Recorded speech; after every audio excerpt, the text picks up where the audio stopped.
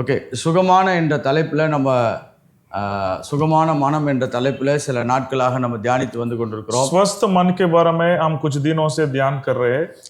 இன்றைக்கு விசேஷமாக தேவன் நமக்கு கொடுத்த இந்த மாலை வேளையில் இந்த சுகமான மனதை, இந்த ஆரோக்கியமான மனநிலையை தொடர்ந்து எப்படி பேணி பாதுகாத்து கொள்வது என்பதை குறித்து நான் பேச விரும்புகிறேன். ये स्वस्थ मन को कैसे हम संभाल सकते हैं और कैसे इसको चला सकते हैं, इसी के अनुसार उसके बारे में हम इस महीना हम ध्यान करेंगे. ஏனென்றால் போன செஷனில் நம்ம இந்த சுகமான மனதை நாம் எப்படி அனுபவிப்பது என்பதை குறித்து சில ஆலோசனைகளை உங்களுக்கு கொடுத்தேன். ये स्वस्थ मन को हम कैसे अनुभव कर सकते हैं उसके बारे में मैं पिछले हफ्ते मैं आपको बताया. இந்த பதஷ்டமான மனநிலையிலிருந்து நாம் ஒரு சுமூகமான மனநிலைக்கு கடந்து வருவதற்கான ஆலோசனைகளை கொடுக்க கர்த்தர் உதவி செய்தார். घबराहट के मन से हम लोग एक स्वस्थ मन में कैसे आना है बोल के कुछ सलावत मैंने आपको प्रभु की कृपा से मैंने दिया है. ஏன்னா சுகமான மனதிற்கு எதிர்மறையானது என்னவென்று சொன்னால் பதஷ்டமான மனநிலை அப்படின்னு சொன்னால் கவலையான மனநிலை என்று சொன்னோம். जो स्वस्थ मन की जो सामना जो वचन है वो चिंता के मन है, उसके बारे में मैं पिछले हफ्ते बताया. ஏனென்று சொன்னால் எப்பெல்லாம் மனது பிளவுபட்டிருக்கிறதோ, எப்பொழுதெல்லாம் மனது இரண்டு திசைகளிலோ இல்லாவிட்டால் அதற்கு மேலான திசைகளிலோ அவைகள் இழுத்து கொண்டு போகும் பொழுது அந்த கவலையான மனநிலை நமக்கு உண்டாகிறது. जब हमारे मन दो तरफ में नहीं तो दो साइड में जाती है तो हमें वो चिंता एक से ज्यादा, दो से ज्यादा विचार सोच हमारे मन में आता है तो वो चिंता को उत्पन्न करता है. எப்பொழுதெல்லாம் அந்த கவலையான மனநிலை உண்டாகிறதோ அப்பொழுதெல்லாம் நம்முடைய மனது ஆழமான வருத்த நிலைகளுக்கு கடந்து செல்கிறது. जब एक चिंता के मन उत्पन्न होता है उस समय हमारे मन एक दुख में चला जाता है. அதனாலதான் நம்ம போன செஷன்ல பாடப்படிப்புல நம்ம இதனுடைய வரைமுறைகளை எல்லாம் நாம் தியானித்தோம். तो इसलिए हम लोग पिछले महीना में हम लोग इसके बारे में ध्यान कर रहे थे. அதை நாங்க யூடியூப்ல போடும் பொழுது நீங்கள் தொடர்ந்து அதை கேட்டுக்கொள்ளலாம். तो हम लोग YouTube में अपलोड करेंगे, आप लोग अच्छे से सुन सकते हैं. இன்றைக்கு நாம் தியானிக்க போகிற தலைப்பு என்னவென்று சொன்னால் ஆரோக்கியமான மனநிலையை தொடர்ந்து பேணுதல் என்பதை குறித்து நான் பேச விரும்புகிறேன். इस महीना में हम लोग स्वस्थ मन को कैसे हम लोग सुरक्षित कर सकते हैं, संभाल सकते हैं, उसके बारे में देखेंगे. ஆங்கிலத்திலே சஸ்டைனிங் எ ஹெல்தி மைண்ட். तो ஆங்கிலத்தில் சஸ்டைனிங் எ ஹெல்தி மைண்ட், ஆரோக்கியமான மனநிலையை தக்க வைத்தல் என்று சொல்லலாம். स्वस्थ मन को कैसे संभालना है उसके बारे में देखेंगे. ஏனென்று சொன்னால் சில வேளைகளில் தேவன் அற்புதமான நமக்கு ஒரு ஆரோக்கியமான மனநிலையை கொடுத்தாலும் அதை தக்க வைத்துக் கொள்வது என்பது ஒரு மாபெரும் பொறுப்பாக நமக்கு கொடுக்கப்படுகிறது. स्वस्थ मन को परमेश्वर कभी कृपा में हमें देता है तो भी उसको संभालने के लिए एक जिम्मेदारी हमारे ऊपर है. ஒரு சில வேளைகளிலே கிறிஸ்துவ வாழ்க்கையிலே மக்களுடைய மனநிலை என்னவென்று சொன்னால் தேவன் தானே இவைகளை எல்லாம் இரக்கத்தின் அடிப்படையிலே தருகிறார், பின்பு ஏன் நான் என்ன செய்ய வேண்டும் என்ற ஒரு கேள்விக்குள்ளாக மக்கள் வருவது உண்டு. परमेश्वर तो अनुग्रह से ये सारे स्वस्थ मन हमको देता है, फिर इसको क्यों मैं संभालने के लिए, क्यों मेरा जिम्मेदारी क्या है बोल के सोचते हैं. இந்த ஆரோக்கியமான மனநிலை என்பது தேவனுடைய உதவிகளை பெற்று அதை நம்முடைய வாழ்க்கையிலே முழுமையாக நிறைவேற்றி கொள்வதற்கு தேவன் உதவி செய்கிறவராய் இருக்கிறார். ये स्वस्थ मन को हम लोग हमारे जीवन में हम लोग पाने के बाद उसको हम लोग संभालने के लिए परमेश्वर हमें मदद करता है. இந்த தமிழ்ல இப்படி ஒரு வார்த்தை வருது பாருங்களேன், தக்க வைத்துக் கொள்ளுதல் என்ற வார்த்தை இருக்கிறது. तो तमिल में बोलते हैं तो संभालते हैं, தக்க வைத்துக் கொள்ளுதல். தேவன் நமக்கு அவருடைய இரக்கத்தினாலும் கிருபையினாலும் ஒரு சுகமான மனதை கொடுக்கும் பொழுது அதை நாம் நிலைவரப்படுத்திக் கொள்ள அழைக்கப்படுகிறோம். तो परमेश्वर कृपा से हमें कुछ देता है तो उसको अच्छे से पकड़ के रखना है. இல்லாவிட்டால் இப்படி சொல்ற வர பாருங்க, பேணி பாதுகாத்துக் கொள்வது அப்படின்றால் ஒரு நம்முடைய பொறுப்புகளின் அடிப்படையிலே அவைகளை நாம் கவனமாய் வைத்துக் கொள்வது என்று நான் சொல்ல விரும்புகிறேன். तो हमारे जिम्मेदारी के अनुसार उसको संभालने के लिए, बने रखने के लिए हम लोग हमारा काम है वो. அநேக வேளைகளிலே கிறிஸ்துவ வாழ்க்கையிலே தேவன் நமக்கு நிறைய உதவிகளை அனுப்பினாலும் அதை அலட்சியமாக இல்லாவிட்டால் அதை ஆரோக்கியமற்ற நிலைகளிலே தொலைத்து விடுகிறவர்களாய் இருக்கிறோம். कई सारे समय परमेश्वर बहुत कृपा से, अनुग्रह से हमें बहुत सारे मदद दिया है तो भी हम लोग उसको तुच्छ जानते हैं, नहीं तो उसको संभाल नहीं पाते हैं. ஒரு எமோஷனல் டவுன் டர்ன் என்று சொல்லுகிறோம். உணர்வு ரீதியாக ஒரு குழப்பமான நிலைகளுக்குள்ளாய் மக்கள் போவது உண்டு. तो एक महसूस के अंदर कुछ लोग घबराहट के अंदर चले जाते हैं. அப்புறம் ஆவிக்குரிய நிலைகளிலும் வருத்தமான நிலைகளுக்கு துக்கங்களுக்குள்ளாய் கடந்து செல்வது உண்டு. आत्मिक जीवन में भी दुख में चले जाते हैं. ஒரு சிலர் உறவுகளின் அடிப்படையிலே மிக காயப்பட்ட நிலையிலே அவர்கள் அதுல ரொம்ப இளைத்து போவது உண்டு. तो कुछ लोग मन की घायल की वजह से कुछ लोग वो लोग दुख में रहते हैं. இந்த பூமியில இந்த உறவுகளினாலே காயமான மனநிலைக்குள்ளாய் நிறைய பேர் நகருவது உண்டு. कुछ इस दुनिया में रिश्ता की वजह से मन की घायल कई सारे लोग उस परिस्थिति में चले जाते हैं. இந்த உறவுகள் மிக சில வேளைகள்ல ரொம்ப ஆரோக்கியமா இருக்கும் பொழுது மன மகிழ்ச்சிக்குள்ளாய் செல்கிறது. अगर रिश्ता अगर बहुत अच्छे से रहता है तो मन बहुत आनंद में चले जाते हैं. அது ஆரோக்கியமற்ற நிலையில் இருக்கும் பொழுது பாருங்க மனம் ரொம்ப சோகமான கவலையான நிலைக்குள்ளாய் கடந்து செல்கிறது. अगर रिश्ता अच्छा नहीं है तो हमारे मन बहुत चिंता में, दुख में, गहरे दुख में, संकट में चले जाता है. பூமியில இரண்டு விதமாக மக்கள் சோர்வடைவது உண்டு. इस दुनिया में दो तरफ में लोग बहुत निराश होते हैं. ஒன்று சரீர பிரகாரமான சோர்வு. एक तो शरीर की रीति से निराश. இது ஆங்கிலத்துல பிசிக்கல் எக்ஸாஷன் என்று சொல்லுகிறோம். इसको शरीर की निराश बोलते हैं. இந்த சரீர சோர்வு இல்லாவிட்டால் சரீரத்திலே இளைத்து போவது என்பது சுலபமாய் சரியாக்கி கொள்ள முடியும். ये शरीर की निराशों को जल्दी से ठीक कर सकते हैं. எப்படி என்று சொன்னால் நல்ல ரெஸ்ட் எடுப்பது, இல்லாவிட்டால் சில வேலைகளிலிருந்து ஓய்ந்திருப்பது, சில சூழ்நிலைகளிலிருந்து பிரிந்திருப்பது உங்களுடைய சரீர சோர்வுகளை சரிப்படுத்திக் கொள்ள முடியும். कभी अच्छे से सोते हैं, आराम करते हैं, थोड़ा समय हम लोग विश्राम करते हैं, थोड़ा हमारा शरीर को हम लोग फिर से हम लोग उत्साहित कर सकते हैं. சோ இந்த சரீர பிசிக்கல் எக்ஸாஷன் அப்படின்றால் சரீரத்தில் ஏற்படக்கூடிய இந்த சோர்வு நிலைகளை நாம் ஈஸியாக இல்லாவிட்டால் ரொம்ப கடினம் சூழ்நிலைகள் இல்லாமல் இதை ஜெயிக்க முடியும். तो हमारे शरीर की थकावट को हम लोग जल्दी से ठीक कर सकते हैं. शरीर की तरफ के निराश को हम लोग जल्दी से ठीक कर सकते हैं. ஆனால் இந்த உள்ளான சோர்வு, இந்த மன சோர்வு இல்லாவிட்டால் மனதிலே ஏற்படக்கூடிய அழுத்தங்கள், பாரங்கள், கவலைகள் இவைகள் எல்லாம் சுலபமாய் ஜெயிக்க முடியாதவைகளாய் இருக்கிறது. तो मन की निराश है, जो चिंता और मन के अंदर जो तनाव ऐसे रहते तो इसके ऊपर जीतने बहुत मुश्किल रहता है. அதற்கு தேவனுடைய தொடர்ந்தேர்ச்சியான உதவி தேவைப்படுகிறது. इसके लिए परमेश्वर लगातार हमें मदद करना चाहिए. அது மட்டும் இல்லாதபடி இந்த சுகமான மனம் என்பது ஒரு பிரயாணம் என்று நான் உங்களுக்கு ஆரம்பத்திலே சொல்லிக் கொடுத்தேன். ये स्वस्थ मन एक यात्रा जैसे है, मैं आपको पहले बताया. So sound mind is a journey, it's not a destination. அப்படி என்றால் இது தொடர்ந்து நம்முடைய வாழ்க்கையிலே நிறைவேற வேண்டிய பகுதியாகவே இருக்கிறது. जो स्वस्थ मन हमारे जीवन में एक यात्रा जैसे, मतलब लगातार वो हमारे जीवन में रहना है. அதனாலதான் ரட்சிப்பை போல இது ஒரே நிமிடத்தில் அந்த மாற்றத்துக்குள்ளாய் வருவதல்ல, இது தொடர்ந்தேர்ச்சியாக ஒரு பயணமாக நிறைவேறப்படக்கூடியவைகளாய் இருக்கிறது. इसलिए एक उधार के जैसे ये तुरंत मिलेगा नहीं, ये तो एक यात्रा जैसे थोड़े थोड़े लगातार हमारे जीवन में रहना है, वैसे ही वो अंदर आएगा. அதனாலதான் இந்த எமோஷனல் ட்ரெயின் என்று சொல்லுகிறோம். ஆவிக்குரிய நிலைகளிலே ஒரு பெரிய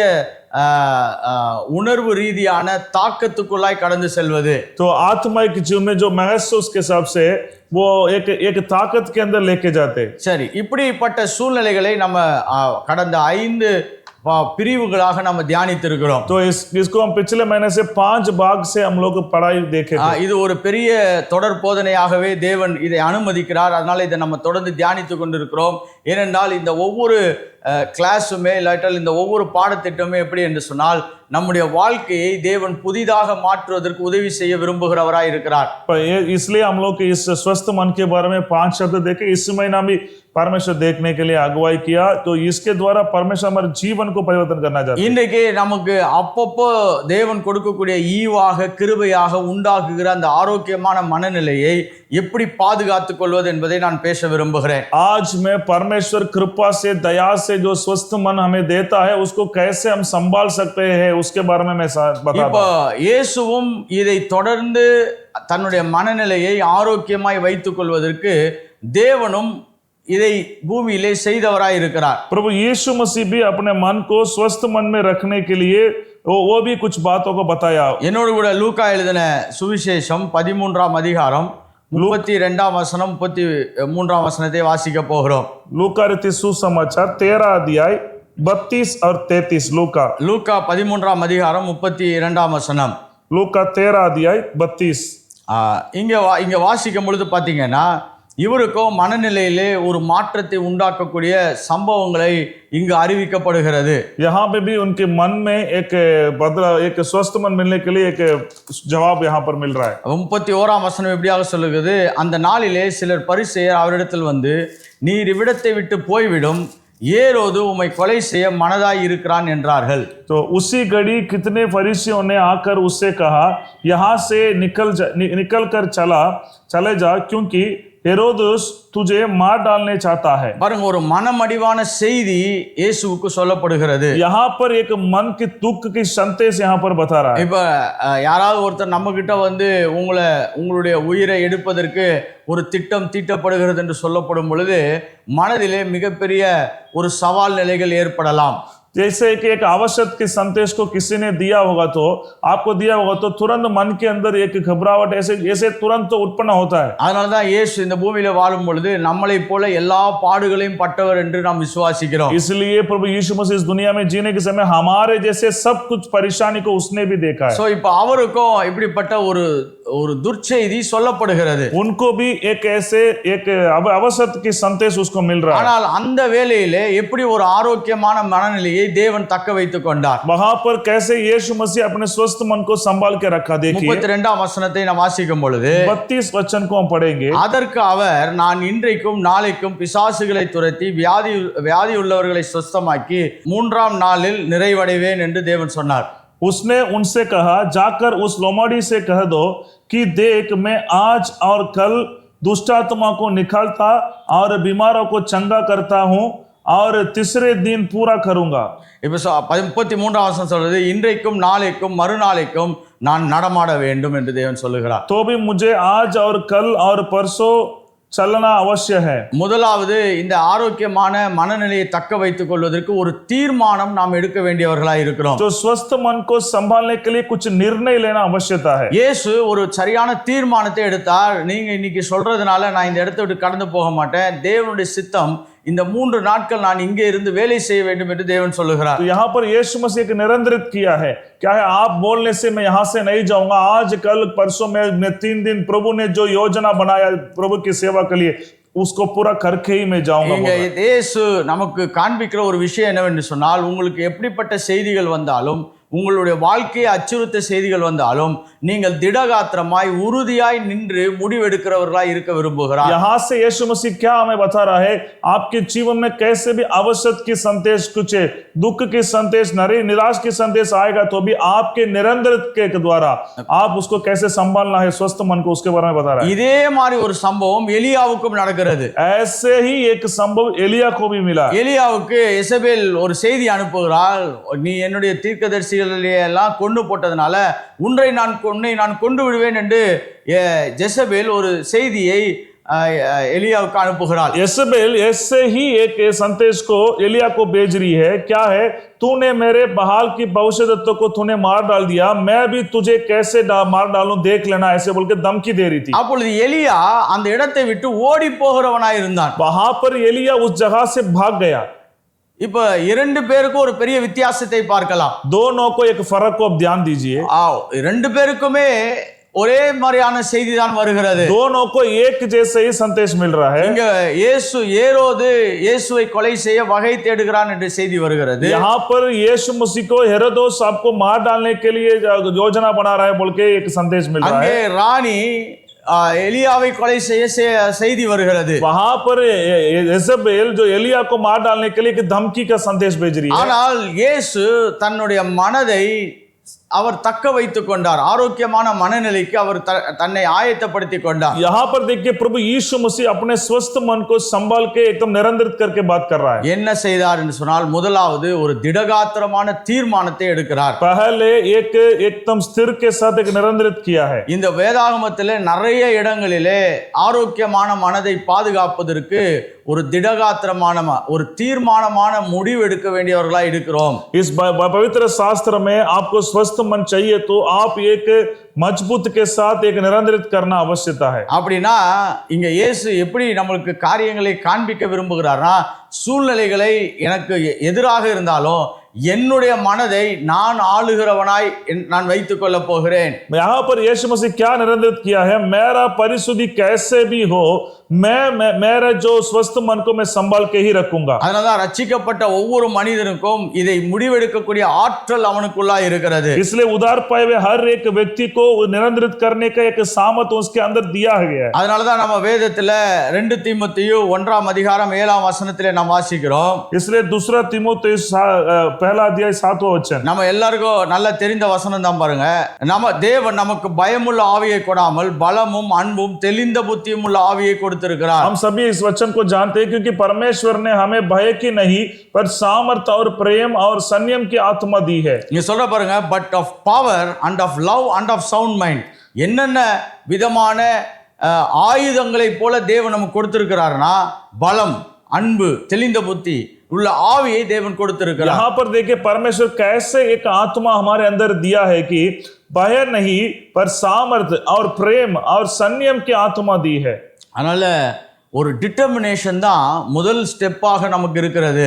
एक निरंतरित करना वही हमारे लिए एक पहला एक काम है. இன்னொரு வசனத்தை காண்பிக்க விரும்புகிறேன். பவுலும் எப்படி ஒரு மனநிலையை தக்க வைத்துக் கொண்டார், பேணி பாதுகாத்துக் கொண்டார். 2 கொரிந்தியர் 4ஆம் அதிகாரம் 8ஆம் வசனம் 9ஆம் வசனத்தை வாசிக்க போகிறோம். दूसरा कुरिन्थियों 4 अध्याय 8 और 9 पढ़ेंगे. पौलुस कैसे एक निरंतरित किया. 2 கொரிந்தியர் 4ஆம் அதிகாரம் 8ஆம் வசனம் 9ஆம் வசனம். दूसरा कुरिन्थियों 4 अध्याय 8 और 9. நாங்கள் எப்பக்கத்திலும் நெருக்கப்பட்டும் ஒடுங்கி போகிறதில்லை, கலக்கம் அடைந்து மனம் முடிவடைவதில்லை, துன்பப்படுத்தப்பட்டும் கைவிடப்படுகிறதில்லை, கீழே தள்ளப்பட்டும் மடிந்து போகிறதில்லை என்றார். हम चारों ओर से क्लेश तो भोगते हैं पर संकट में नहीं, पड़े निरुपाय तो है पर निराश नहीं होते, सता तो जाते हैं पर त्यागे नहीं, त्यागे नहीं जाते, गिरे तो जाते हैं पर நாஸ் नहीं होते. அப்ப அங்க இயேசு என்ன சொல்றாருன்னா, எனக்கு எதிர்மறையான செய்திகள் வந்தாலும் என்னுடைய ஆரோக்கியமான மனதை நான் முடிவெடுத்து நான் 3 நாள் இங்கிருந்து ஊழியம் நிறைவேற்ற போகிறேன் என்று தேவன் சொல்லுகிறார். प्रभु यीशु मसीह वहां पर क्या कह रहा है, कैसे भी परिस्थिति आए मैं पिता परमेश्वर की इच्छा के अनुसार 3 दिन की मेरा सेवकाई करूंगा ही करूंगा बोल रहा है. இங்க பவுல் अनेक வலிகள் வேதனைகள் வந்தாலும் நான் ஒரு தீர்மானம் எடுத்து நிலைத்து நிற்க போகிறேன் என்று சொல்லுகிறார். यहाँ पर पौलुस कुछ भी क्लेश संकट आएगा तो भी मैं एक निरंतरित करके पिता के सेवा को पूरा करूंगा बोल के कह रहा है. I am hard pressed on every side. எல்லா பக்கத்திலும் நான் நெருக்கப்படுகிறேன். चारों और क्लेश तो मेरे जीवन में आ रहा है. ஆனா நான் ஒடுங்கி போவதில்லை என்று சொல்லுகிறார். मैं भागते कि नहीं. அப்படின்னா அவரு எவ்வளவு வலி வேதனை வந்தாலும் நான் ஒரு தீர்மானம் எடுத்து நான் நிலைத்து நிற்க போகிறேன் என்று சொல்லுகிறார். कितना भी दर्द कितना भी संकट आएगा तो भी मैं निरंतरित करके एकदम मजबूत बन के रहूंगा बोल रहा है. எப்பெல்லாம் நீங்க இப்படி ஆரோக்கியமான முடிவு எடுக்கிறீர்களோ அதனுடைய அர்த்தம் என்னவென்று சொன்னால் நீங்கள் விசுவாசத்திலே நிற்கிறீர்கள் என்ற அர்த்தம். आप जब ऐसे एक निरंतरित करते हैं, ऐसे एक मजबूत निरंतरित करते हैं, उसका अर्थ है कि आपके अंदर एक मजबूत विश्वास है. நிறைய வேளையில இந்த விசுவாசம் எப்போ வேலை செய்து எப்படி வேலை செய்து நமக்கு இருக்குதான்ற கேள்விகள் இருந்ததுன்னா, இன்றைக்கு நான் இந்த வசனத்தின் மூலமாக ஒன்றை சொல்லுகிறேன். உங்களுக்கு எதிர்மறையான சூழ்நிலைகள் வலிகள் வேதனைகள் வரும் பொழுது கூட நீங்கள் ஒரு திடகாத்திரமான முடிவெடுத்து நான் தேவனோடு கூட அவர் திட்டத்துக்காக நிற்க போகிறேன் என்று சொல்லுகிறீர்களே, அதுவே விசுவாசத்தின் அடையாளமாய் இருக்கிறது. अगर आप सोचे होंगे तो मेरे अंदर ऐसे विश्वास है क्या नहीं, ऐसे सोचेंगे तो मैं आपको बताना चाहता हूं कि आपके जीवन में कोई भी संकट समय क्लेश कोई भी धमकी ऐसे आने के समय में आप एक निरंतरित करके मैं पिता परमेश्वर के सेवकाई को पूरा करूंगा बोलेंगे तो आपके अंदर वो मजबूत विश्वास है. இன்றைக்கு அப்படி ஏற்படக்கூடிய சூழ்நிலைகளிலே முதலாவது நாம் தீர்மானம் எடுப்பதுதான் நமக்கு அடுத்த சில முக்கியமான நிகழ்வுகளை நமக்கு செய்ய உதவி செய்ய போகிறது. ऐसे एक परिस्थिति में आप जैसे निरंतरित करते हैं, ऐसे निर्णय लेते हैं, वही है आपके अगले स्थान पर लेके जाता है. இந்த மன சோர்வுகள் இந்த ஆரோக்கியமற்ற மனநிலைகள் எல்லாம் வரும் பொழுது 2 காரியங்களை தான் மனிதன் செய்கிறான். तो मानसिक तनाव आने के समय में 2 काम मनुष्य करता है. இதான் சயின்ஸ் ஆஃப் த மைண்ட் என்று சொல்லுகிறோம். மனதை குறித்த அறிவியல் என்று நாம் சொல்லுகிறோம். तो मन के बारे में ज्ञान बोल के उसको बता रहे हैं. 2 காரியங்களை தான் மனிதன் செய்கிறானா. अगर 2 ही काम को एक व्यक्ति करता है. ஒன்று அந்த பிரச்சனைகள்லாம் வரும் பொழுது அதை எதிர்த்து சண்டை போடுகிறான். ये मानसिक तनाव समस्या आने के समय एक तो है मनुष्य उसके साथ झगड़ा करता है. இல்லாவிட்டால் அந்த சூழ்நிலைகள்லாம் வரும் பொழுது அவன் இருக்கிற நிலைமையை விட்டு எங்கேயோ தன்னை தான் ஓடி போகிறவனாய் இருக்கிறான். எய்தர் ஃபைட் ஆர் ஃப்ளைட், ரெண்டே ரெண்டு காரியங்களை தான் மனிதன் நிறைவேற்றுகிறான். एक तो लड़ता है, दूसरा तो छुपाता है, दूसरे तो भाग जाते हैं, ऐसे दो ही काम करता है. இயேசுவும் பவுலும் அவர்கள் எதிர்த்து நின்று ஒரு தீர்மானத்துக்குட்பட்டு அதை ஜெயிக்கிறவர்களாய் இந்த இடத்திலே நாம் வாசிக்கிறோம். यहाँ पर प्रभु यीशु मसीह पौलुस को आप देखेंगे तो दोनों लड़ रहे हैं, दोनों उस परिशुद्धि के विरोध में लड़ रहे हैं. ஓடி போனது யாரு? எலியா.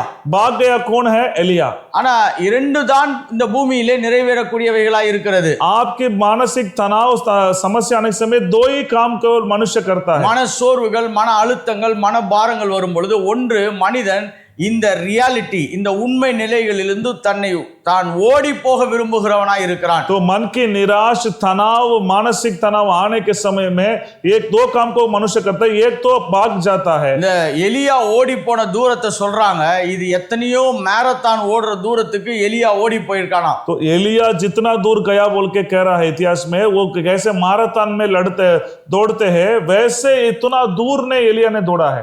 அதனால தான் சொல்றோம் பாருங்க, இந்த மனநிலையிலே பதஷ்டங்கள் வரும் பொழுது ஒன்று அதை எதிர்த்து நிற்கலாம், இல்லாவிட்டால் அதிலிருந்து ஓடி போகலாம். இரண்டை தான் மனிதன் செய்ய முடியும். मानसिक तनाव आने के समय में एक तो भागता है, नहीं तो उसके साथ लड़ता है. दो ही काम को मनुष्य करता है. அதுலதான் அநேகம் பேர் பாருங்க, இந்த பிரச்சனைகள்லாம் வந்த உடனே அவங்க இருக்கிற நிலையை விட்டு அவங்க எங்கேயாவது மறைந்து போகும்படியாக, இல்லாட்டி காணாமல் போகும்படியாக ஓடி போயிடுவாங்க. इसलिए कई सारे समय कुछ भी समस्या परेशान आएंगे तो लोग क्या करते हैं, उस परिशुद्धि से भागने के लिए, छुपाने के लिए अपने आप को कहीं चले जाते हैं. சிலர் குடும்பத்தெல்லாம் விட்டு ஓடி போயிருக்கிறாங்க.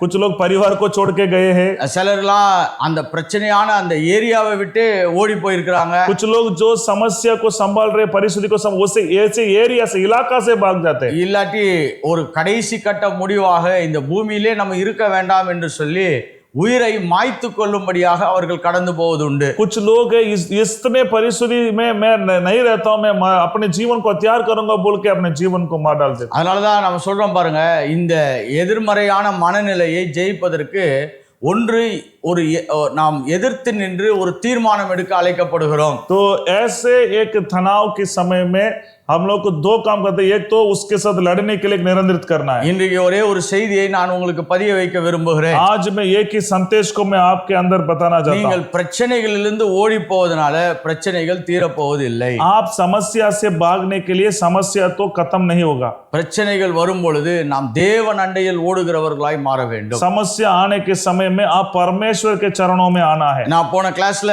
4 விதமான மன சூழ்நிலைகளை குறித்து நான் பேசினேன். पिछले हफ्ते में 4 तरफ की मन की परिशुद्धि के बारे में बताया. ஒன்று ஒரு சோகமான முகவாடல், ஒரு சோகமான நாள் என்று சொன்னேன். पहले में बताया चेहरे के दुख, चेहरे में पता चल जाएगा ऐसे दुख.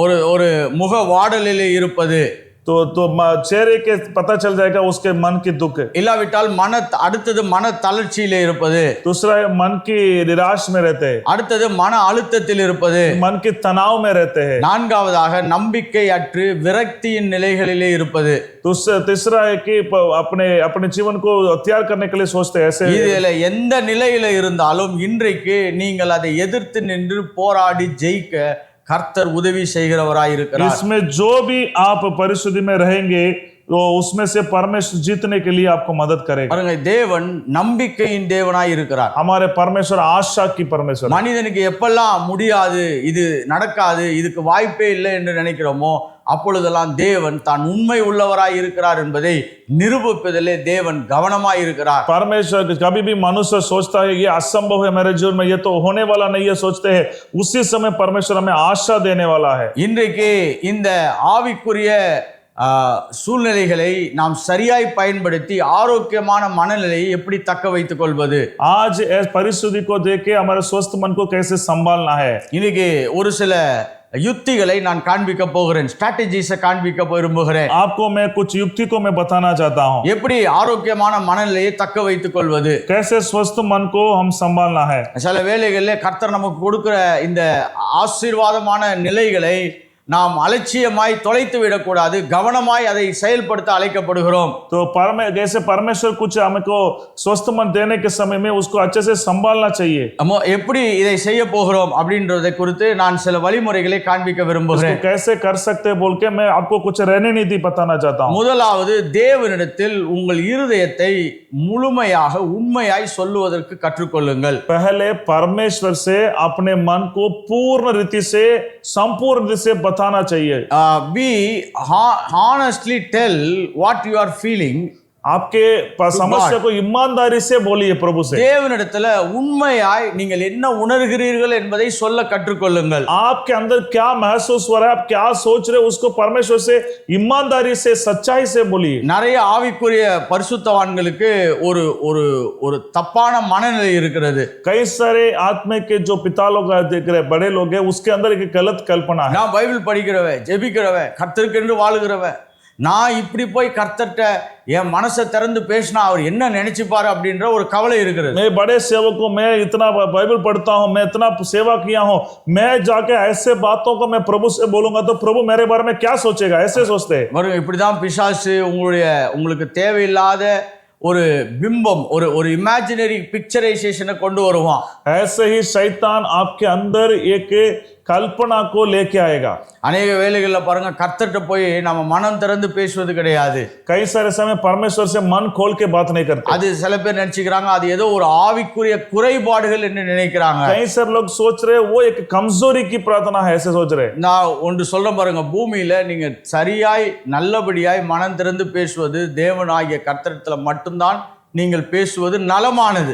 आप देखिए अपने मन को पूर्ण रीति से खोल के सिर्फ परमेश्वर से ही आप बात करना है, वो आपके लिए भलाई है. நிறைய பேர் தேவன்கிட்ட போய் மேலோட்டமாய் பேசி கொண்டிருப்பார்கள். இப்படிப்பட்ட மனநிலைகள் உங்களுக்கு ஆரோக்கியமான உணர்வுகளை கொண்டு வராது. कैसे लोग प्रभु से जाके ऐसे ही ऊपर से ऐसे नाटक जैसे ऐसे प्रार्थना करते, वो आपको स्वस्थ मन को नहीं से देगा. Be honest with God. தேவனிடத்தில் நீங்கள் போய் உண்மையான உங்கள் உணர்வுகளை கர்த்தரிடத்தில் சொல்லுங்கள். परमेश्वर से ईमानदारी से आपके महसूस को, आपके मन को पूरी रीति से बताइए. இங்க ஒரு வசனத்தை வாசிக்க விரும்புகிறேன். 1 பேதுரு 5ஆம் அதிகாரம் 7ஆம் வசனம். पहला पत्रस 5वां अध्याय 7वां वचन.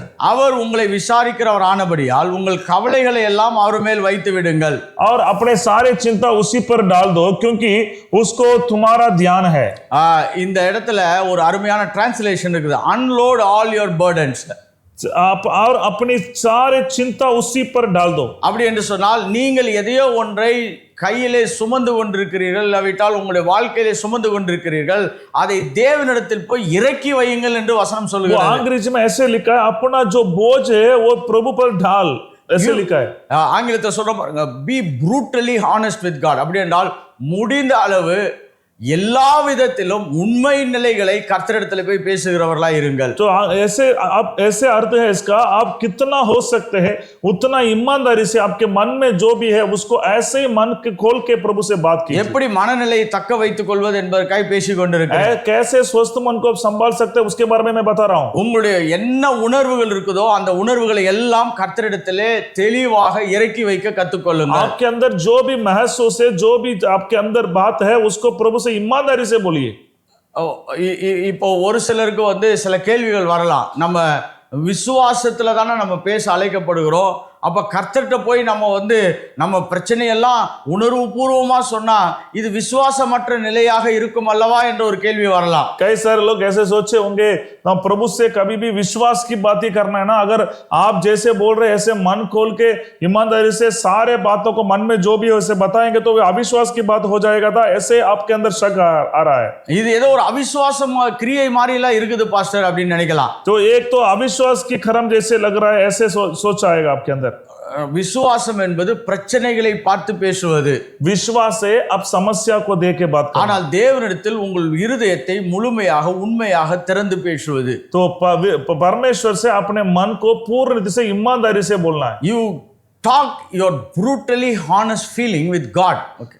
आप अपने मन को पूरा संपूर्ण रीति से मन को खोल के पूरा प्रभु को दिखाइए. கர்த்தாவே நான் இப்படி ஃபீல் பண்றேன், प्रभु मैं ऐसे सोच रहा எனக்கு हूँ, இப்படிப்பட்ட எண்ணங்கள் வருகிறது, प्रभु मुझे ऐसे ऐसे सोच आ रहा எனக்கு है, இப்படிப்பட்ட மனநிலையிலே ஒரு மாற்றமான காரியங்கள் உண்டாகிறது. प्रभु मेरे मन में ऐसे कुछ बदलावट हो रहा है। இதை நீங்க யார்கிட்ட பேசணும்னா தேவன்கிட்ட மட்டும்தான் பேசணும். इसको मैं आप किसको बात करना है? केवल परमेश्वर से पहले बात करना है। நீங்க பிரச்சனையை பார்த்து விசுவாசத்துல பேசணும். आप समस्या को देख के विश्वास बात करना ஆனா है। கர்த்தர்கிட்டயே போய் விசுவாசத்துல பேச வேண்டிய அவசியம் இல்லை. ஏன்னா அவருக்கு உங்களுடைய உள்ளந்திரியங்கள் எல்லாம் தெரியும் அவருக்கு. आप प्रभु से जाके विश्वास की बात बोलने की जरूरत नहीं, प्रभु जानता है आपके मन के अंदर क्या है। நான் சங்கீதம் 33ஆம் அதிகாரம் 15ஆம் வசனத்தை வாசிக்க விரும்புகிறேன். भजन संगीता 33 अध्याय 15 वचन को मैं आपको पढ़ के दिखाऊं। இங்க இந்த வசனம் என்ன சொல்ல வருகிறதுனா, அவருடைய இருதயங்கள் எல்லாம் அவர் உருவாக்கி அவர்கள் செய்கைகளை எல்லாம் கவனித்திருக்கிறார் என்று சொல்லுகிறது. वहीं जो उन सबों को ध्यान को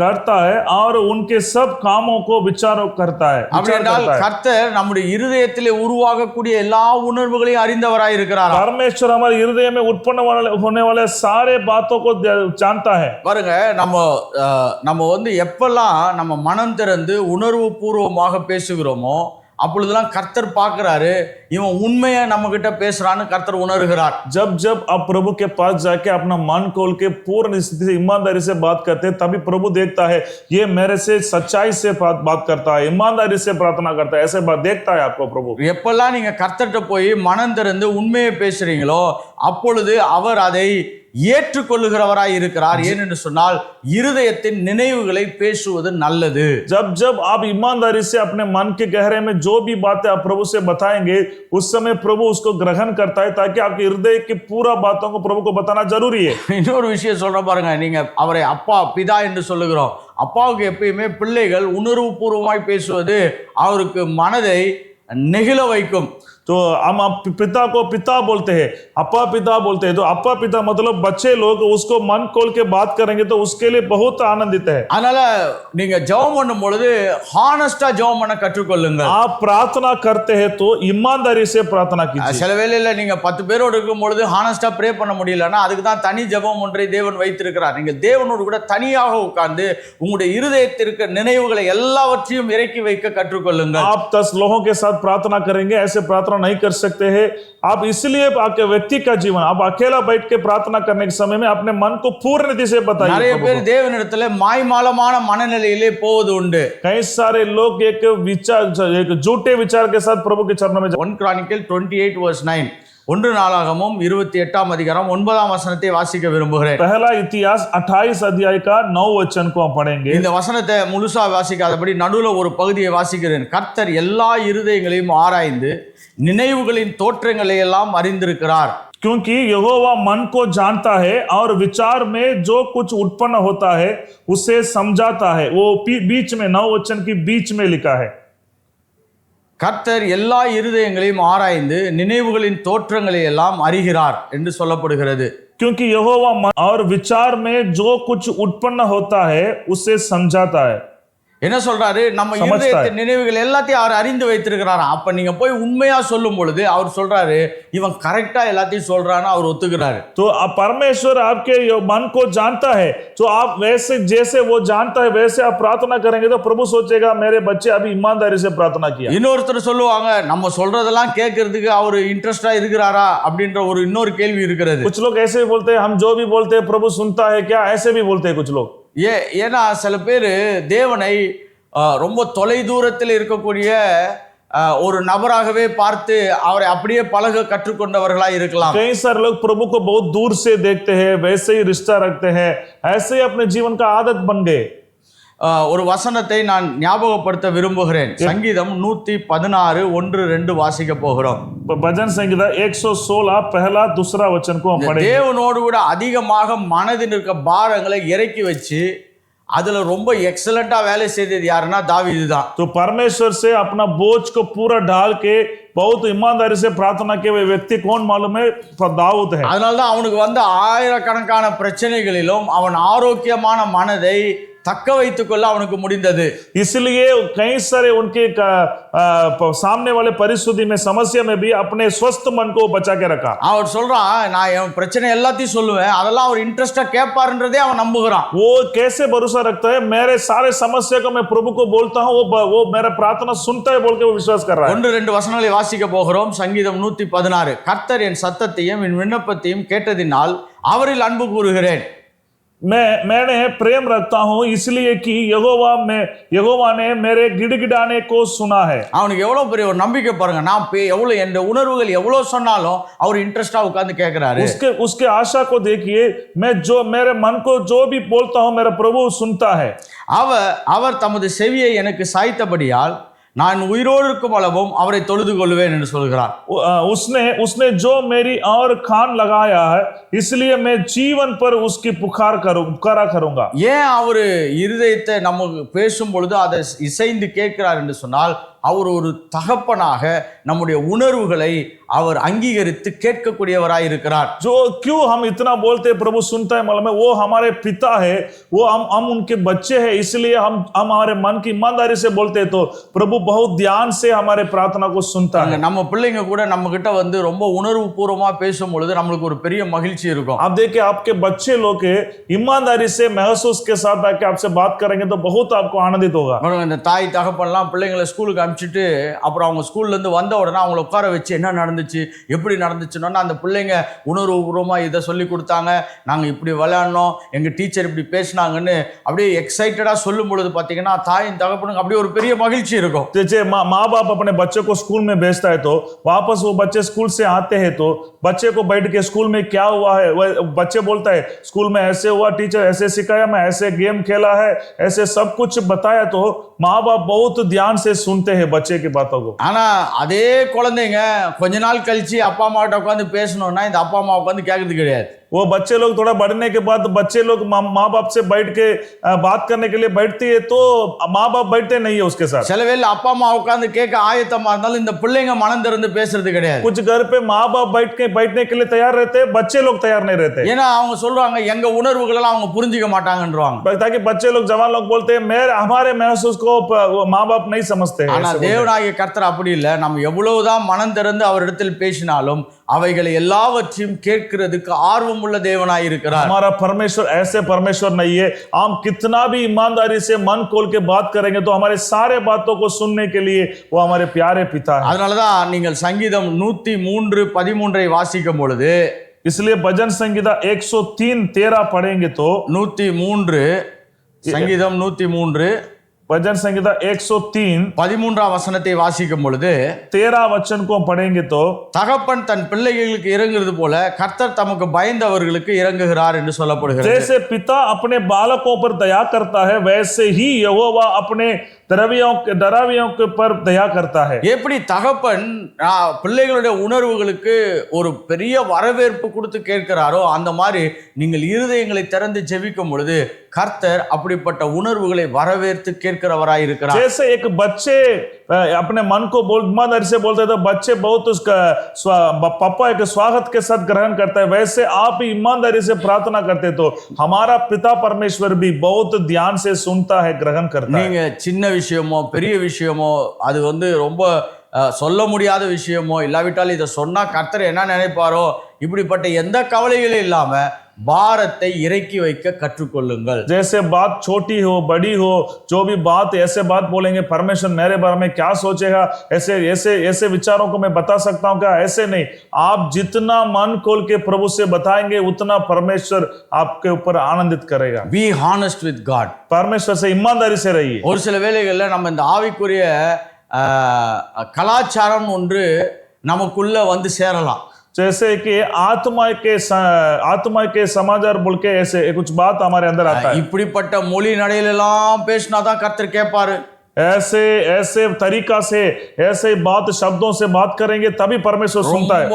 ரொம்ப ஒரு உயரிய ரகமான வார்த்தைகள் எல்லாம் நீங்க கோர்வை அழகா பேசினாதான் கர்த்தர் அந்த ஜெபத்தை பயங்கரமா அங்கீகரிக்க போறாருன்னு நீங்க நினைக்கலாம். जैसे कि एकदम अच्छे शब्द से, अच्छे इलक्य से, अच्छे से बात करेंगे तभी प्रभु आपकी प्रार्थना सुनेगा बोल के कुछ लोग समझते हैं। உங்களால நல்ல கோர்வையா அழகா ஜெபிக்க முடிஞ்சா ஜெபம் பண்ணுங்க, அது ஒன்றும் பிரச்சனை கிடையாது. आपसे अच्छे अच्छे शब्द वचन बोल के आप प्रार्थना कर सकते तो कर दीजिए, कोई समस्या नहीं उसमें। நான் அப்படிப்பட்ட சில ஆளுங்களெல்லாம் கேட்டிருக்கேன். அவங்க ஜெபத்தெல்லாம் நீங்க கேட்டு நீங்க அதெல்லாம் வந்து புரிஞ்சுக்கணும்னா பக்கத்துல ஒரு டிக்ஷனரி வச்சு தான் நீங்க அந்த ஜெபத்தையே கேட்க முடியும். जैसे कि संस्कृत की प्रार्थना बोलते हैं, जो ये प्रार्थना मतलब ऐसे रहना है बोल के एक तरीका, एक रीति रिवाज के जैसे करते हैं। ரொம்ப ஃப்ளவரி லாங்குவேஜஸ், அப்படி என்றால் ரொம்ப பூத்து குலுங்கக்கூடிய மொழி நடைகள்லாம் இருக்கும். तो वो लोग प्रार्थना, कुछ लोग प्रार्थना करते हैं तो आप लोग डिक्शनरी को पास में रखना पड़ेगा ताकि उसमें ऐसे ऐसे बातों को, ऐसे ऐसे शब्दों को निकाल के बोलेंगे प्रार्थना ஆனால் करते हैं। பேதுரு எழுதும் பொழுது மொழி நடைகளை குறித்து பேசவில்லை, எப்படி இறக்கி வைப்பது என்பதை குறித்தே பேசிக் கொண்டிருக்கிறார். पतरस अपना पत्री में क्या सारे ऐसे संस्कृत के बारे में नहीं बताया, उसने अपना बोझ को कैसे प्रभु पर डाल सकते वही बोला। இன்றைக்கு நான் ஒரு முக்கியமான திறவுகோலை உங்களோடு கூட பேசிக் கொண்டிருக்கிறேன். आज brutally honest with God about your feeling. உங்கள் உணர்வுகளை முழுமையாக எந்த விதமான மறைவும் இல்லாமல் தேவனிடத்தில் சொல்வதற்கு கற்றுக்கொள்ளுங்கள். आज आपको एक चाबी जैसे मैं आपको बात कर रहा हूं कि आपके मन को कैसे ईमानदारी से आप बोल सकते हो, कैसे ईमानदारी से आप बात कर सकते हो, वैसे मैं बोल रहा हूं। கர்த்தாவே, நான் இதை பத்தி இப்படி நினைக்கிறேன்.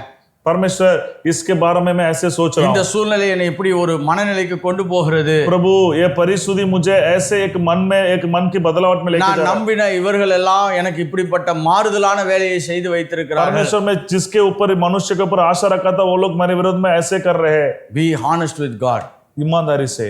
இரண்டாவதாக, दूसरी बात, தேவனிடத்தில் அவருடைய பலனுக்காக மனத்தாழ்மையாய் ஜெபியுங்கள். परमेश्वर से उनके सामर्थ बल पाने के लिए दीनता के साथ प्रार्थना कीजिए। ஏன் என்று சொன்னால், பிரச்சனைகளை நாம் இறக்கி வைத்தால் மட்டும் போதாது, இந்த பிரச்சனைகளை நாம் சுமந்து தீர்ப்பதற்கான பலனையும் தேவன் தான் தர முடியும். केवल चिंता को, प्रभु बोझ को प्रभु पर डालना काफी नहीं है, उसमें से हम कैसे डालने के लिए एक बल भी चाहिए। நிறைய பேர் நினைச்சிட்டு இருக்காங்க இறக்கி வச்ச உடனே எல்லாம் முடிஞ்சிரும்னு நினைக்கிறாங்க. कई सारे लोग सोच रहे हैं अपना बोझ प्रभु पर डाल दिया तो सब कुछ हो गया। ஒன்று சொல்ல விரும்புறேன், இறக்கி வைக்கிறது 50% பிரச்சனைகளை சரி பண்ணுகிறது. आपकी चिंता को डालते तो वो एक 50% समस्या को खत्म करता है आपकी जीवन में। ஆனால் முழுமையா எப்ப செயல்படுகிறதுனா, இதை ஜெயித்து எடுப்பதற்கான பலனை அவரிடத்திலிருந்து பெற்றுக்கொள்ளும் பொழுதுதான். जैसे आपको पूर्ण रीति से उसमें से मिलेगा, आप इसको जीतने के लिए एक बल प्रभु से प्राप्त करना है। என்னோடு கூட சங்கீதம் 105 4ஆம் வசனத்தை தியானிக்கலாம். भजन संहिता 105 5वां वचन को ध्यान करेंगे। கர்த்தரையும் அவர் வல்லமையும் நாடுங்கள். उसके किए हुए आश्चर्य कर्मों को स्मरण करो। Seek the Lord and his strength. அவருடைய வல்லமையை நாடுங்கள் என்று சொல்லுகிறது. उसके चमत्कार और निर्णय को स्मरण करो। ஏன்னா இந்த பூமியில அவருடைய வல்லமை இல்லாம நம்ம ஜெயிப்பது என்பது சாத்தியமற்ற நிலைகளாக இருக்கிறது. हिंदी में 105 का 4 वचन, यहोवा और उसकी सामर्थ को खोजिए, उसके दर्शन को लगातार खोजिए, बने रहो।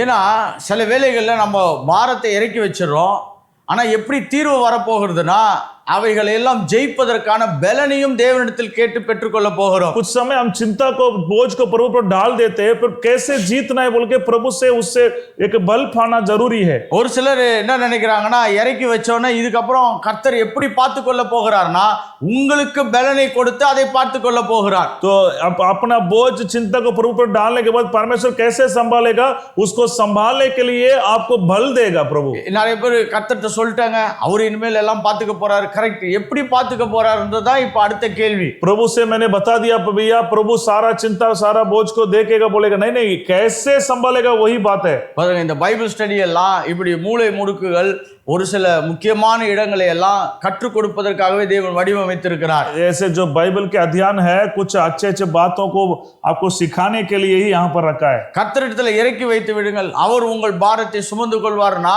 அதுக்கப்புறம் அதை எப்படி சரி பண்ணி கொடுக்க போகிறார் என்று சொன்னால், சங்கீதம் 138 3ஆம் வசனத்தை வாசிக்கலாம். भजन संहिता 138 3 पढ़ेंगे, उसको कैसे संभालेंगे, कैसे बल पाएंगे। 138 का 3, நான் கூப்பிட்ட நாளிலே எனக்கு மறு உத்தரவு அருளினார், என் ஆத்துமாவிலே பலனை தந்து என்னை தைரியப்படுத்தினீர்.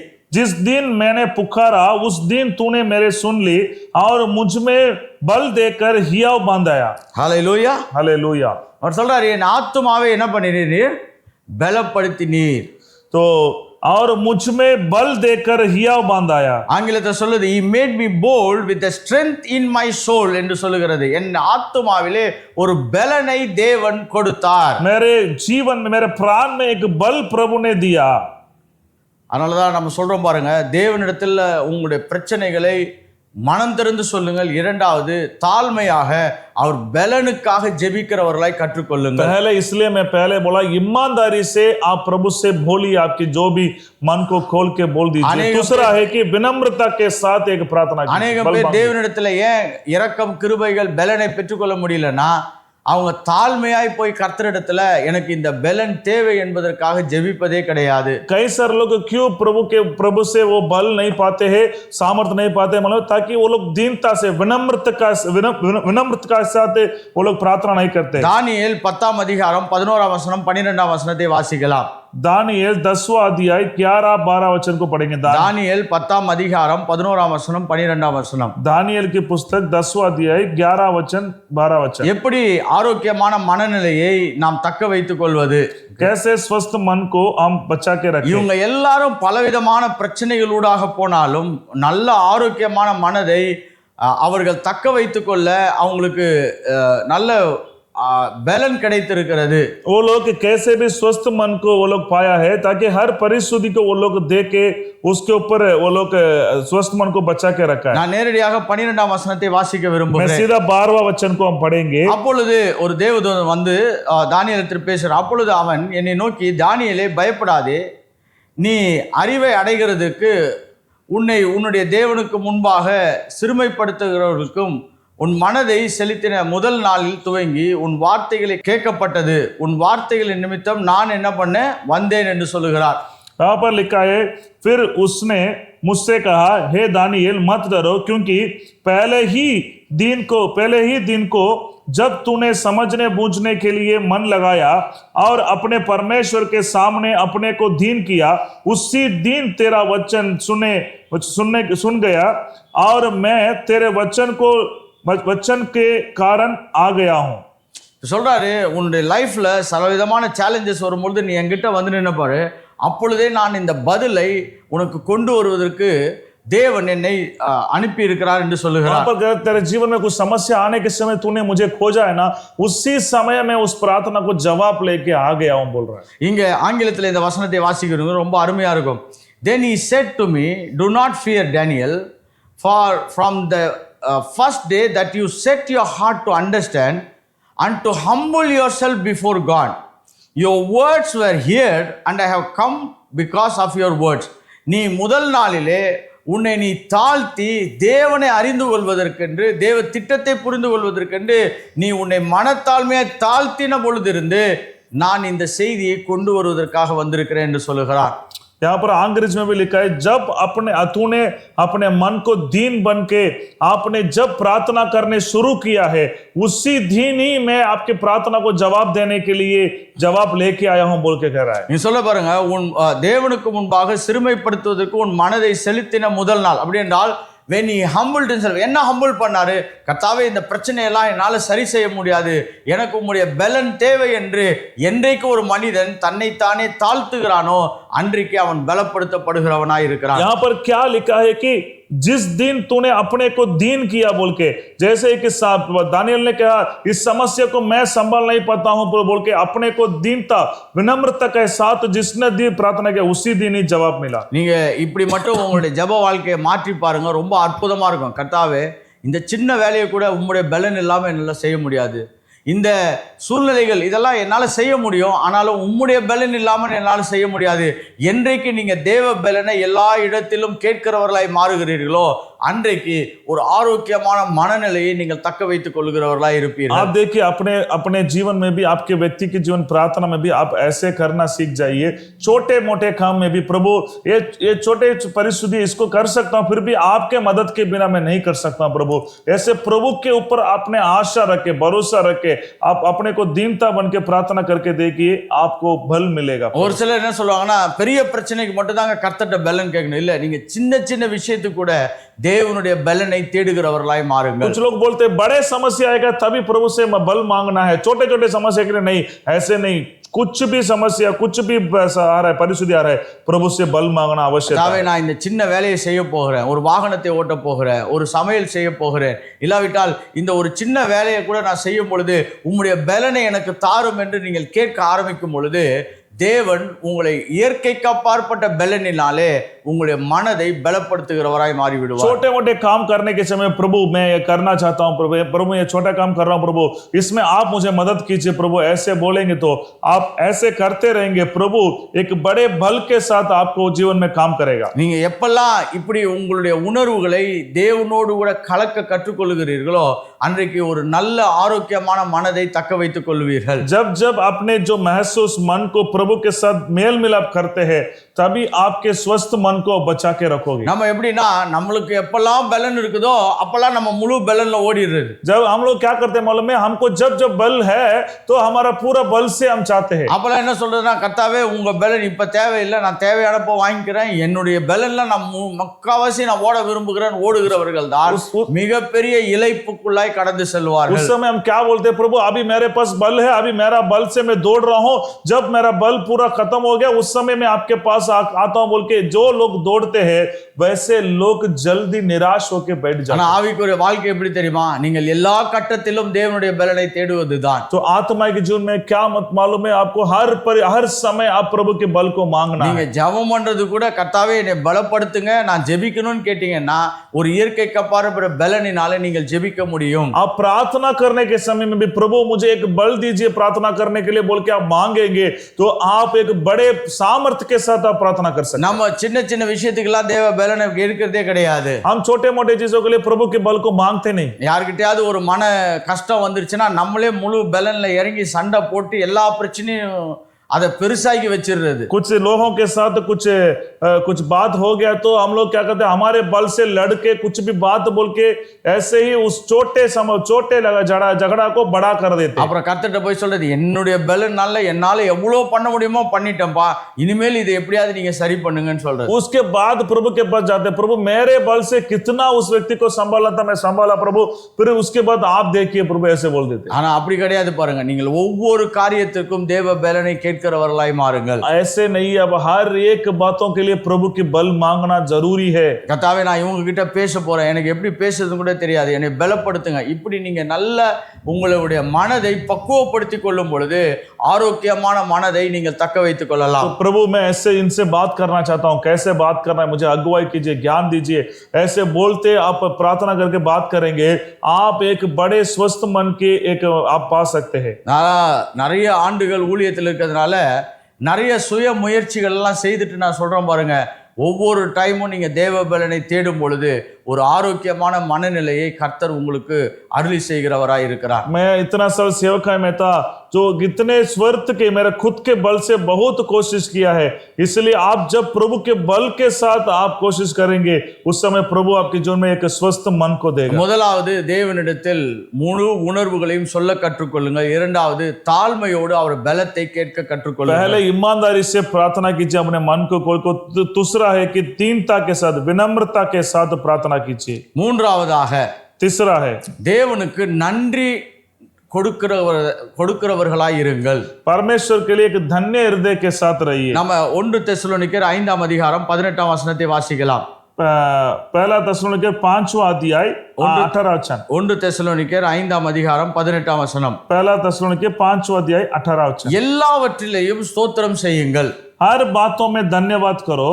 இங்க ஆங்கிலத்துல ரொம்ப இன்ட்ரெஸ்டிங்கான ஒரு சென்டென்ஸ் இது. இன் எவ்ரிதிங் கிவ் தேங்க்ஸ்.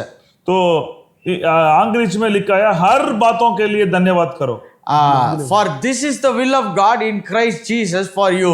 அப்படி செய்வதே கிறிஸ்துவுக்குள்ளாக உங்களை குறித்து தேவனுடைய சித்தமாய் இருக்கிறது. क्योंकि तुम्हारे लिए मसीह यीशु में परमेश्वर की यही इच्छा है।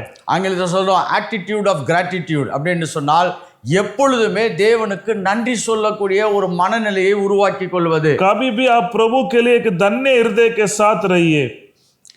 இப்போ இதுல வந்து இங்க இங்கிலீஷ்ல வந்து it's not giving thanks for everything, it is giving thanks in everything அப்படின்னு சொன்னால் உங்களுக்கு என்னெல்லாம் நடந்தது என்பதற்காக நீங்கள் நன்றி சொல்வதை குறித்து பேசவில்லை.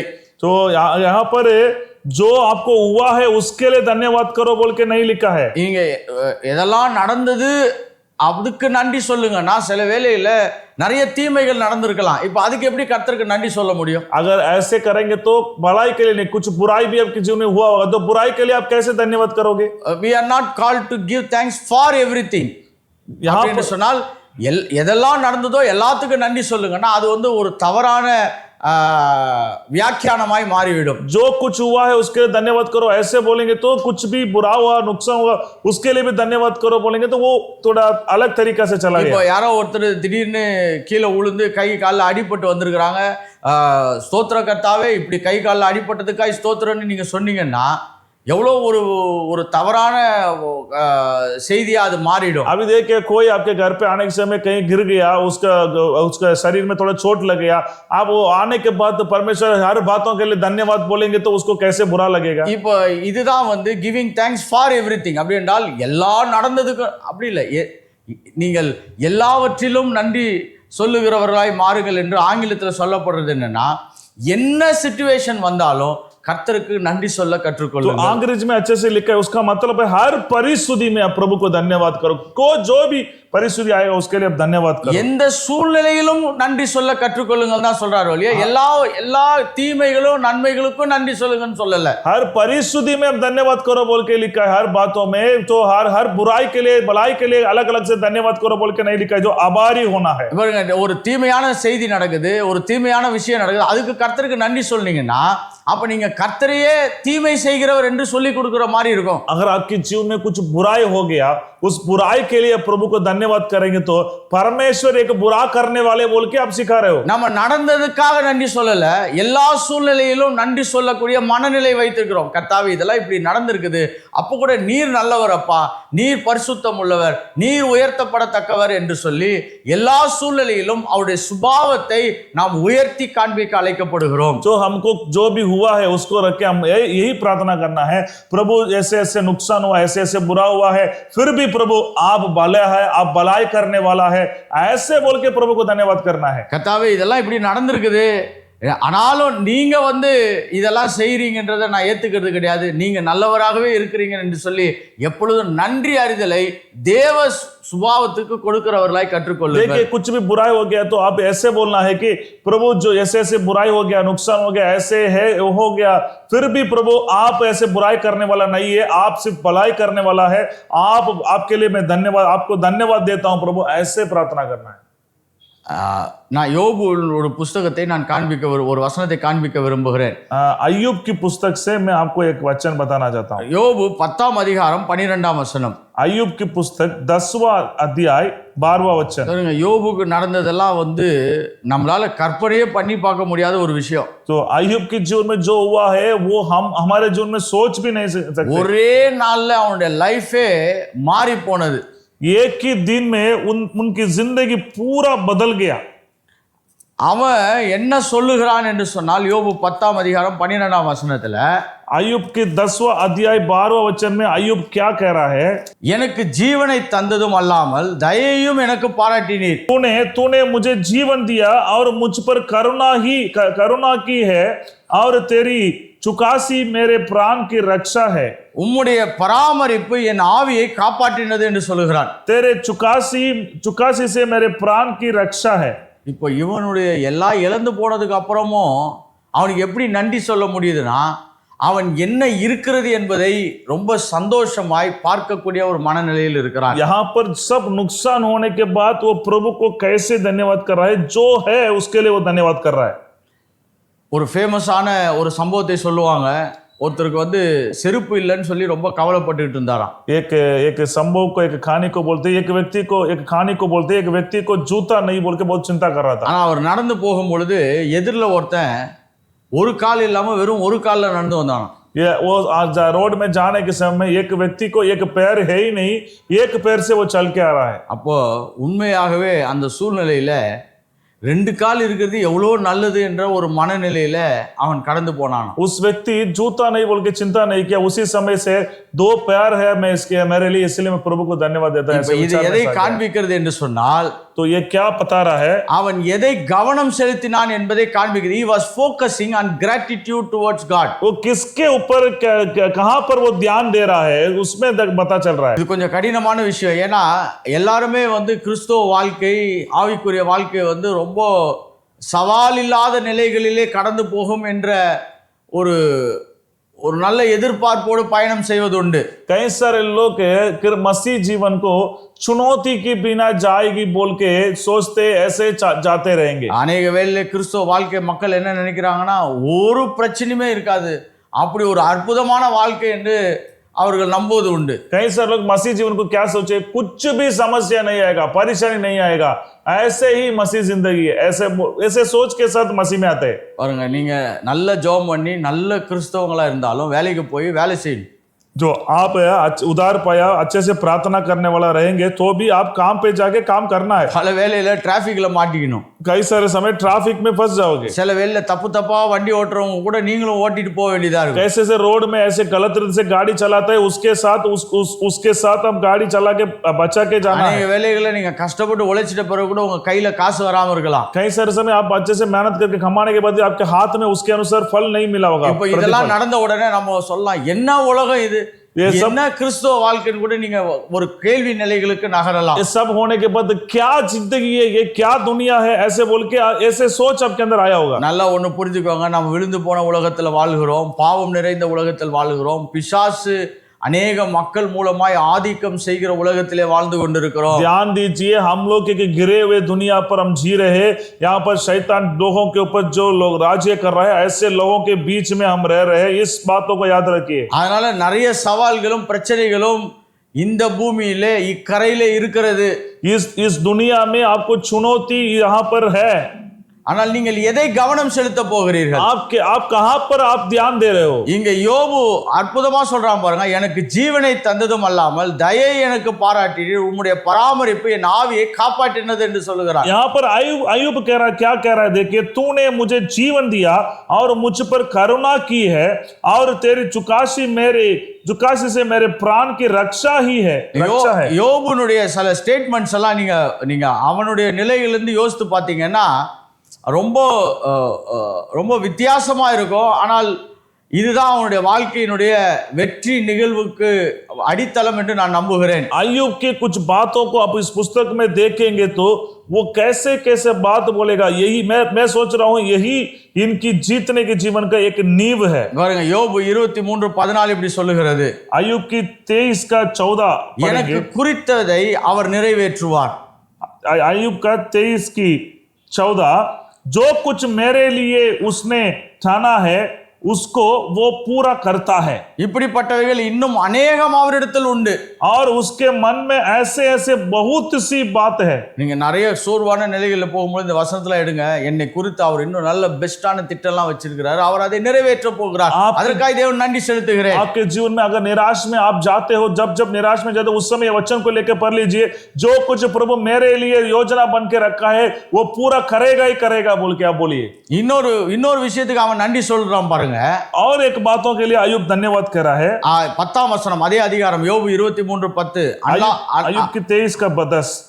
ஆனாலும் நான் போகும் வழியை அவர் அறிவார், அவர் என்னை சோதித்த பின்பு நான் சுத்த பொன்னாக விளங்குவேன். परंतु वो जानता है कि मैं कैसे चल चला हूं और जब वो मुझे ठाल लगा तब मैं सोने के समान निकालूंगा. என்ன சொல்றான், என்னுடைய லைஃப் ரொம்ப பெஸ்டா ஒரு சுத்தமாக்கப்பட்ட பொன்னை போல் மாற போகிறது என்று சொல்லி அதற்கு அவன் கர்த்தருக்கு நன்றி செலுத்த ஆயத்தமா இருக்கிறான். वो प्रभु को क्या कह रहा है, प्रभु मेरे जीवन को एक सोना के समान मेरे जीवन को सुंदर करेगा बोल के विश्वास कर रहा हूं बोल के उसके लिए वो धन्यवाद कर रहा है. धन्यवाद நம்ம சொல்லுவோம், சங்கீதக்காரன் தான் நிறைய நன்றி சொல்லலான்னு. ஆனா யோபு எத்தனை நன்றி சொல்லி இருக்கிறான்.